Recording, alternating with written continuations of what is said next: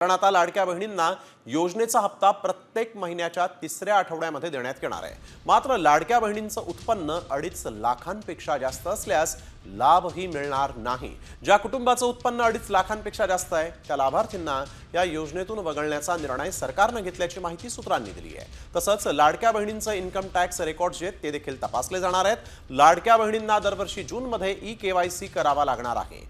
या उधळपट्टीला लगाम घालण्यासाठी म्हणून योजनेत काही सुधारणा करण्याचा निर्णय नुकत्याच झालेल्या मंत्रिमंडळाच्या बैठकीत घेण्यात आल्याची माहिती सूत्रांनी दिली आहे। दरवर्षी जून ते जुलैमध्ये ई-केवायसी करणं अनिवार्य आहे। लाभार्थी हयात आहे की नाही याचीही तपासणी होणार आहे।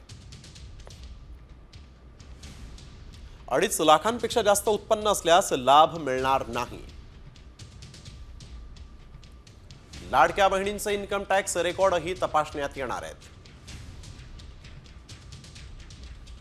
जिल्हा स्तरावरून फेर तपासणी करून निकषात न बसलेल्यांना अपात्र करणार।